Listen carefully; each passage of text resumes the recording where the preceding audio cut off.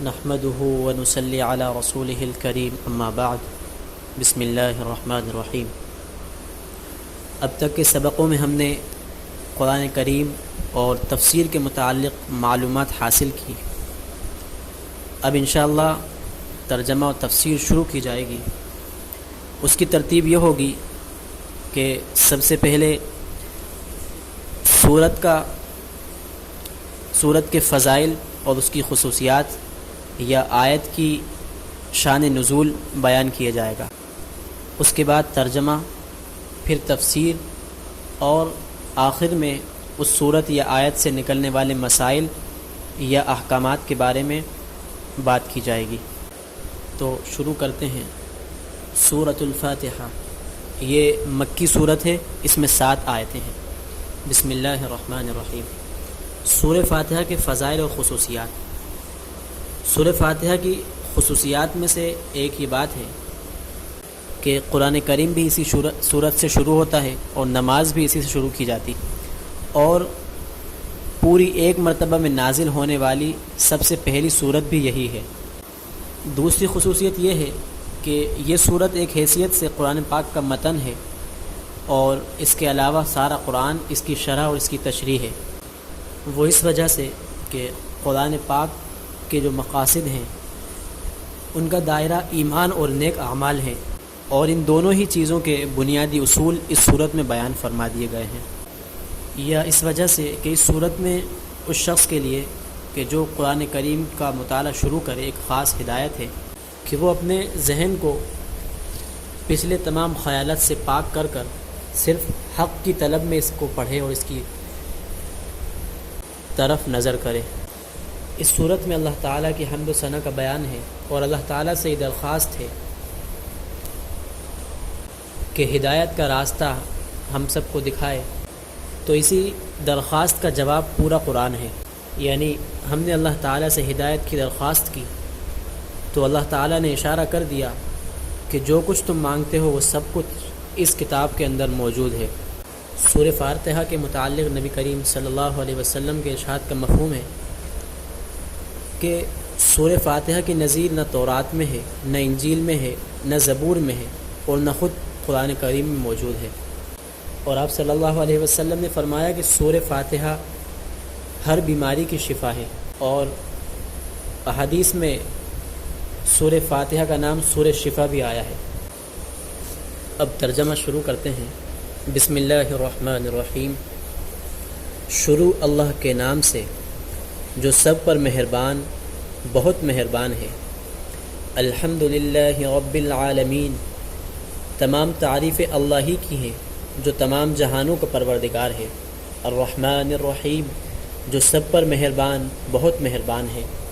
مالک یوم الدین، جو روز جزا کا مالک ہے۔ ایاک نعبد و ایاک نستعین، اے اللہ ہم تیری ہی عبادت کرتے ہیں اور تجھی سے مدد مانگتے ہیں۔ اہدنا الصراط المستقیم، ہمیں سیدھے راستے کی ہدایت عطا فرما۔ صراط الذین انعمت علیہم، ان لوگوں کے راستے کی جن پر تو نے انعام کیا ہے۔ غیر المغضوب علیہم ولا الضالین، نہ کہ ان لوگوں کے راستے کی جن پر غضب نازل ہوا ہے، اور نہ ان کے راستے کی جو بھٹکے ہوئے ہیں۔ تفسیر کی شروعات بسم اللہ سے کرتے ہیں۔ بسم اللہ الرحمن الرحیم یہ قرآن پاک کی سورہ نمل کی ایک آیت ہے، اور ہر سورت کے شروع میں جو بسم اللہ ہوتی ہے اس کے بارے میں کئی اقوال ہیں۔ ایک یہ کہ یہ قرآن پاک کی ہی یعنی صورتوں کا ہی ایک حصہ ہے، ایک جز ہے، اور ایک قول یہ ہے کہ یہ صورتوں کا جز نہیں ہے بلکہ ایک الگ آیت ہے جو 2 صورتوں کے درمیان فرق کرنے کے لیے نازل ہوا ہے۔ قرآن و حدیث میں ہر کام کو بسم اللہ سے شروع کرنے کی بہت تاکید ہے۔ چنانچہ قرآن پاک کی پہلی نازل ہونے والی آیت اقرأ بسم ربک الذی خلق، کہ اس میں بھی یہی حکم ہے کہ اپنے رب کے نام سے پڑھو، یعنی بسم اللہ سے پڑھو۔ نبی کریم صلی اللہ علیہ وسلم کا ارشاد ہے کہ جو کام بسم اللہ سے شروع نہ کیا جائے وہ بے برکت رہتا ہے۔ تو تو جس بھی کام کو بسم اللہ سے شروع کیا جائے گا تو اس کے اندر انشاءاللہ برکت شامل ہو جائے گی۔ اب بات آتی ہے کہ بسم اللہ سے ہر کام کو شروع کرنے کی حکمت کیا ہے۔ تو اسلام نے انسان کو اللہ کے نام سے ہر کام کے شروع کرنے کی ہدایت دی ہے تاکہ انسان کی زندگی کا رخ اللہ تعالیٰ کی طرف مڑ جائے، اور جو بھی وہ کام بسم اللہ کے ذریعے شروع کرے وہ عبادت بن جائے۔ کہ دنیا کے ہر انسان اپنے کام کرتے ہیں، اپنی ضروریات کو پورا کرتے ہیں، لیکن اگر ہم اپنے کام کو اللہ کے نام سے شروع کریں گے تو ہمارا ہر کام عبادت بن جائے گا اور اللہ تعالیٰ اس کام میں برکت عطا فرمائیں گے۔ اب تفسیر پر آتے ہیں۔ بسم اللہ کے اندر جو لفظ با ہے، عربی میں یہ بہت سے معنوں کے لیے استعمال ہوتا ہے، لیکن یہاں 3 معنوں میں استعمال کیا جا سکتا ہے، تو جن کا ترجمہ یہ ہوگا کہ شروع کرتا ہوں اللہ کے نام کے ساتھ، دوسرا یہ کہ شروع کرتا ہوں اللہ کے نام کی مدد سے، اور تیسرا شروع کرتا ہوں اللہ کے نام کی برکت سے۔ اور دوسرا لفظ ہے اسم، جس کے معنی آتے ہیں نام، اور تیسرا لفظ ہے اللہ۔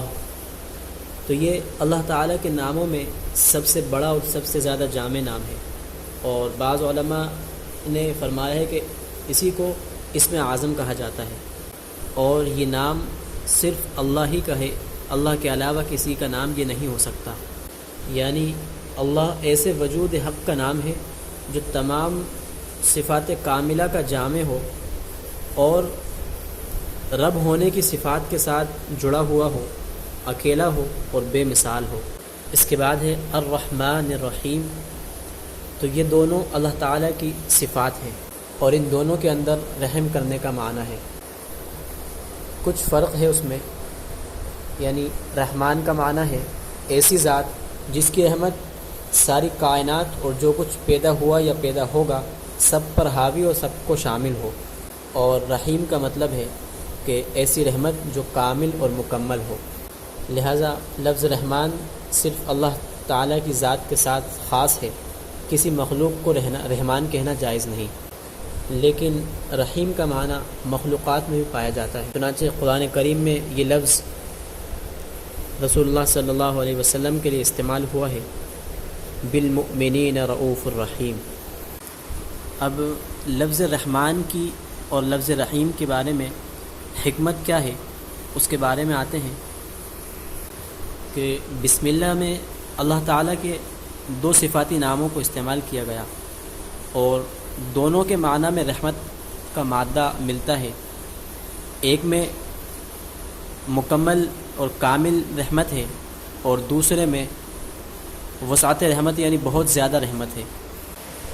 اس بات کی طرف اس میں اشارہ ہے کہ کائنات کو پیدا کرنے اور اس کو پالنے اور اس کے تمام نظامات کو چلانے میں منشا صرف اللہ تعالیٰ کی رحمت کا مظاہرہ ہے، یعنی اللہ تعالیٰ کو ان چیزوں کی ضرورت نہیں ہے، نہ اللہ تعالیٰ کو انسانوں کی عبادت کی، نہ دنیا کی اور نہ کائنات کی کسی چیز کی ضرورت ہے، بلکہ اللہ تعالیٰ نے ان سب کو صرف اپنی رحمت کے مظاہرے کے لیے، اپنی رحمت کو ظاہر کرنے کے لیے پیدا کیا ہے۔ اب اس کے بعد ہم مسائل کی طرف آتے ہیں۔ قرآن پاک کی تلاوت شروع کرنے کے وقت اعوذ باللہ من الشیطان الرجیم اور بسم اللہ الرحمن الرحیم پڑھنا سنت ہے، اور اگر کوئی سورت درمیان میں شروع ہو جاتی ہے تو سورہ برات جو کہ 10ویں پارے میں، اس کے علاوہ ہر سورت کے شروع میں بسم اللہ پڑھنا بھی سنت ہے۔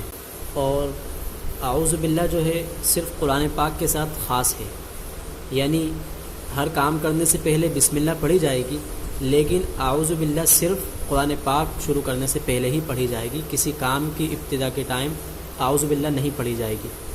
اور بسم اللہ چونکہ سورہ نمل کی ایک آیت ہے، اس لیے اس کا احترام بھی قرآن کے اہتمام کی طرح واجب ہے، اور جنابت کی حالت میں تلاوت کی نیت سے بسم اللہ نہیں پڑھی جا سکتی، اس کا پڑھنا جائز نہیں ہے۔ ہاں لیکن اگر جنابت کی حالت میں کسی کام کے شروع میں بسم اللہ پڑھی جائے تو وہ پڑھی جا سکتی ہے۔ اور نماز کی ہر رکعت کے شروع میں پہلی رکعت میں اعوذ باللہ اور بسم اللہ دونوں پڑھی جائیں گی، اور ہر رکعت کے شروع میں بسم اللہ پڑھی جائے گی، لیکن سورہ فاتحہ کے بعد سورت پڑھنے سے پہلے بسم اللہ نہیں پڑھی جائے گی۔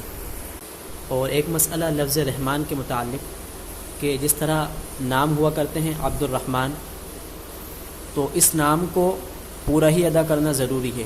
اگر کوئی شخص کسی شخص کو عبد الرحمن کے بدلے رحمان کہہ کر پکارتا ہے، بلاتا ہے، تو یہ نام لینا ناجائز اور بڑا گناہ ہے۔ اس لیے اس طرح کے نام اگر کسی کے ہوں تو اس کو پورا ہی پکاریں۔ تو یہ تھا سورہ فاتحہ کا ترجمہ اور بسم اللہ کی تفسیر مکمل ہو گئی۔